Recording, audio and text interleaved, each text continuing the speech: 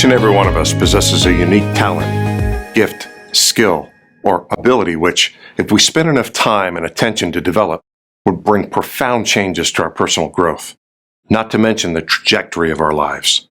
In fact, you are so unique that there is no one else on earth who has the exact same talents and abilities as you. The reason for that is directly connected to why you're here, and that why is deeply connected to your purpose. People struggle over this all the time, but you don't have to. Every one of us has a purpose. To find your purpose, you're well advised to stop looking and start doing. The best results are realized by taking action toward your goals and passions. If you can't think of anything you're currently passionate about, start by trying new things. Something will emerge, I assure you.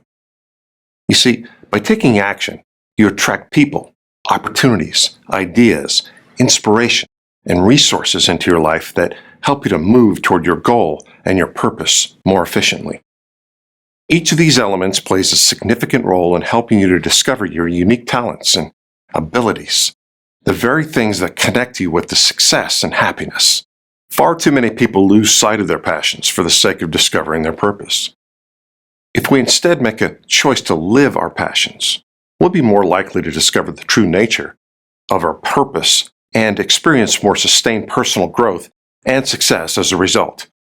If you'll follow this straightforward advice, your purpose will take care of itself.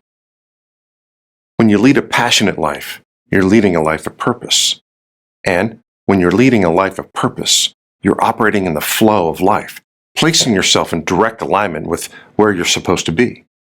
There's no better place to be in terms of making an impact to the world and finding real and lasting happiness. As your purpose emerges, and it will emerge, it'll resonate with you so deeply that it'll stir emotions within you that confirm the magnitude of your discovery. Knowing your purpose activates your subconscious mind and begins to change the essence of your story, the narrative you live by. Any thought, plan, goal, or action supported by the influence of your purpose essentially reprograms the narrative that you define in your conscious mind. This new narrative will immediately begin to reshape the conditions of your life because of the new actions you take and the new habits and rituals you'll create.